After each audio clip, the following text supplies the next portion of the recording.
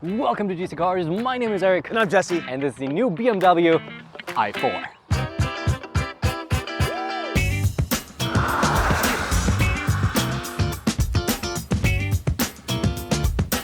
All right, the BMW i4 Grand Coupe. Tomato. Anyhow, it's got 4 doors is what we're trying to say. Even though it's not a coupe, hey, 4 doors. Interesting comparison, well, review, because we've had Mercedes' closest kind of rival to this, the EQE, last year. Which we loved. It was a total piece of shite. So can BMW take the W, or will they fumble the conversion? We shall find out today. This is the xDrive 40i with a bunch of options, twin motor, almost 400 horsepower, 88k as spec. It's a coupe, eh? Wow. I hate you for that Canadian Blame joke. Canada. Tim Hortons is also very Canadian. This though is not colored in Tim Hortons red, but Sunset Orange Metallic. It's a sharp color. It wouldn't be my first pick, but it's clearly a nice looking color. I do generally like it. Oh no. Oh no. It's got the thing. Yeah. It's got the, oh no. I mean, we are in Canada. We are known for beavers. But we got a beaver here. Okay, you know what? It's kind of growing on me, just like it's growing on the BMWs. It's growing on me. And I think the worst kind of aspect of the 4 Series was actually the rear 3/4 panel, which always made the rear wheels look like an inch or two smaller than the front wheels. However, because it's the Grand Coupe, it has a different rear 3/4 panel, and I think it actually looks kind of sharp. The front end, I don't love the grille, but overall... I like the headlights. I like the headlights. I think sharp. overall it actually really works. I like how this is kind of like divoting in a little bit. The front 3/4 and the rear 3/4 angles are really sharp. The rims are also pretty sharp. I love that. And I prefer full black, but they're nice. Yeah, it would kind of fit because everything else is black. And because we have the M Sport package, we first of all have Goodyear Performance all seasons, and we have M Sport wheels. We could do for some, red or blue brake calipers here, but well, that's probably another like 6K for performance brakes, my friend. Once we go to the rear end, I'm a little like, I've generally not been so much of a fan of many of BMW's rear ends lately. I don't know. Yeah. It's like I want to like it, but it doesn't do it for me. That's where Mercedes is actually, for once, a little bit better. I don't love the rear end, I don't love the front end, but once I shift my perspective slightly, I kind of like it. Anyhow. But inside, let's go. Okay, inside the BMW Yeah, that's the first thing I noticed when I picked up this i4. The doors feel so good. There is a weight to it. There's a heft to it all. It feels extremely solidly built. Unlike the Mercedes, even the door handles in the Mercedes were like, it was really bad. And before people accuse us of being biased, we shall hold this to the same standards, such as our sun visors, which I described in the Mercedes to be kind of flimsy and cardboardy. These are also crunchy, cardboardy, not so nice feeling. So yeah, this could be a little nice. And we have a defect in here in our steering wheel. Hopefully you can hear that. For all my F1 fans, there's something loose between my legs, and it is not what you think it is. Yeah, so some kind of part is loose in there. You can go out and get it to a dealer, I'm sure, and get it fixed. But just because we are being fair. Otherwise, I mean, there's not a lot to complain about here, right? Like the materials.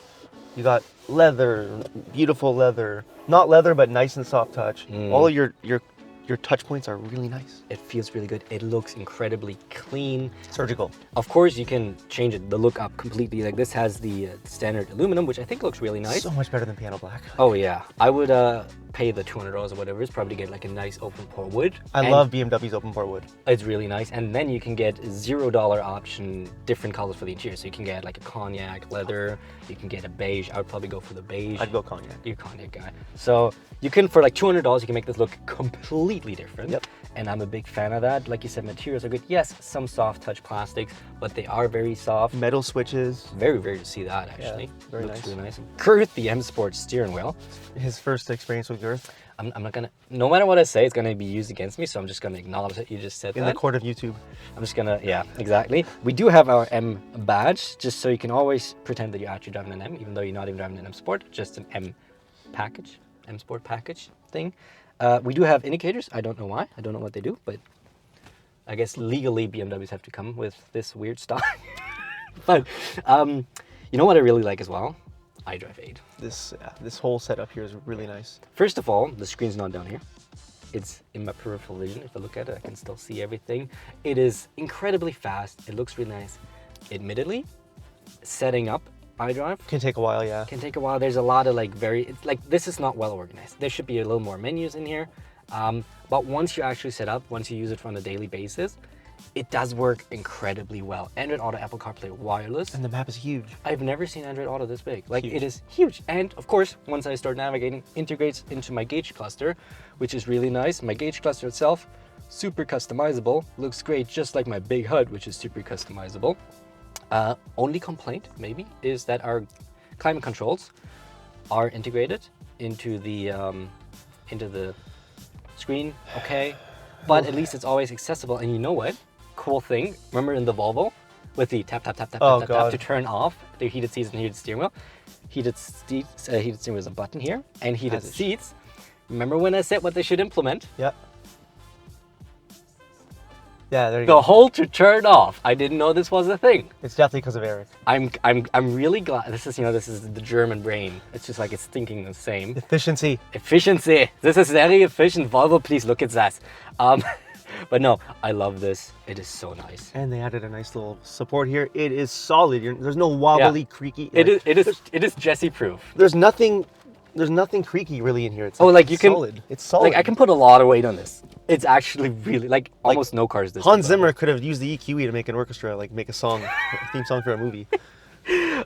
So yeah, it is really nice. We have a dial, which I didn't use to use infotainment, whatever.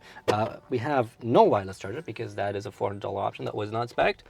USB-A, 12 volts, and a USB-C in our center console. Seats, what do you think? Pretty comfortable. The bum portion is a little firm, but I'm not hating it at all. Okay, I'm actually fairly comfortable. Heated, not ventilated. That's a $700 option. And we got bolsters. And we got bolsters. I have a little extension here that I can manually adjust. And once we move up, we got a sunroof, which is, I guess, normal size. Good to have. Rear seat experience. That's where it kind of goes downhill a bit, but Yeah. that's what you expect in this coupe style of Yeah. a car because of the slope, right? So if you're 5'10" or over and you're sitting upright, you're gonna be hitting your head on the roof. Yeah, That's even just the me reality. at 5'7", like if I sit straight, I'm hitting the roof. And especially once I start leaning, no. And we notice kind of an angle to the actual Yeah, like position. you sit kind of like inward. So I don't know how long-term comfort is. If you drive for hours, you might want to consider taking breaks. But luckily, this is an electric car, so Yeah, you got to take you're gonna breaks need to anyway. take a break. So that works out. We have a 40-20-40 split, which is really nice. I always love that, like skis or whatever. If you have longer items, you can still seat 4 people. and IKEA have that runs. pass through. IKEA runs, and because it's a liftback, we have. It's not a coupe. It's a liftback, by the way. We have plenty of space. Yes. In the back, huge amount of space. Honestly, fantastic. Mm-hmm. Yes, very, very, very good. I'm a big fan of this interior. I very much enjoyed being in here. But do we enjoy driving? Let's find out. All right, out in the BMW i4 Extra 40. We're gonna go put into sport mode, Oh boy. and we're gonna go brake torque. Let's see. Oh, there goes my head. Yeah. Oh, Concussion. yeah. Yes. You know what? Just for fun, let's do a braking test. And go. I go. Oh my god. Okay. And I'm nauseous. Whew. Oh, Okay. so it has power. Nice slight bit. So the X-Drive 40 comes with a dual motor setup, one in the front, one in the rear, producing 396 horsepower and 443 pound-feet of torque. Direct drive, obviously. Good for 0 to 60 off. 4.4 seconds. Yep. According to Car and Driver. It feels faster than 390. Yeah, it feels really fast. It's just the instant and relentless torque. It's we just had we had a friend of us helping us film. Check him out in the description below. Great photographer. And we just did like gas brake, gas brake, gas brake, gas brake, just to upset him. But we upset ourselves even doing that. My stomach's been upset. So, yeah, I mean, there's not much to say about an electric drivetrain. It's smooth. Yeah. It's fast. That's what they do. What do we get though in terms of range? Well, we have 84.3 kilowatt hour battery. So still being kind of cold here in Canada. Like today's a warm day at like, what is it, 9.5 degrees. Warm. Yeah, warm for us here in spring. a lot of days just above freezing. I saw ranges of around 370, 380. On really cold nights, it went down what was indicated to about 350. But I would say average for me in this kind of weather, it's a bit warmer, is like about 400. Which is okay. Not great, but not terrible. Yeah, it'll do. But will the handling do? We'll find out. You don't have a handle, do you? Oh, there's no handle, so I'm just gonna use this handle. No handle. Okay. Watch that. Oh my god. This car is insane. Let's see. Wow, yes! Powered you right. That's crazy. This thing is grippy, man. It's grippy. So because we have the M Sport package, we do actually get performance tires, which is very noticeable, and Very it's definitely rear happy. It doesn't like kick out completely. It won't. It's not like you can't hoon around and you're not gonna slide and do drifts or anything. Not like we tried. But it's still, it's still pretty fun. I can't even imagine the M50. Oh God. Jesus. It should be. Oh my God. Yeah. I mean, if you're driving and your passenger's falling asleep, just do that. They're done. Oh, and because it's electric, obviously, I'm sorry for our stomachs here, but of course, God. instant torque, and BMW made sure to really emphasize that. Yeah. You don't need a chiropractor appointment. Oh my God. This is so stupid. I think I need to go get my head checked. Yeah, I think so too. Quickly finishing off the discussion on the range. Yeah, so I think summer optimal range probably like 420, 430, which is all right. Not enough to not give me range anxiety, but it's all right. Do you want to swap seats though? Yeah, so I can pay you back. Oh boy. Now you gotta turn it on. No.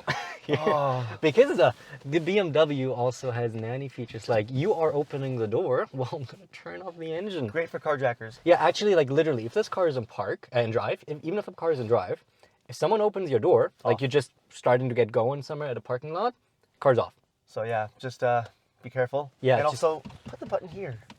But So yeah, if somebody wants to, if you get in your car in a rough neighborhood, instantly hit that lock button. Don't wait for the car to lock itself. That's not Eric. What was that sound, Eric? Do not cut that out. Do not cut that out. That's gonna make it sweat. Oh, you're never living that one down. I was caught off guard. Oh God. But while we're talking about range, I just want to quickly talk about one thing, and that is charging. This can obviously fast charge, but more so I want to talk about the charger. Because Can I first say one thing? Yes. Brakes very, very, very sensitive. Yeah. One thing, very sensitive. It's something that you can get used to, but extremely sensitive. Oh God, don't. Okay, that was a little smooth. Okay. All right. Oh no, this is how this feels. Oh, I didn't know this feels so bad. Yeah, there you go, buddy.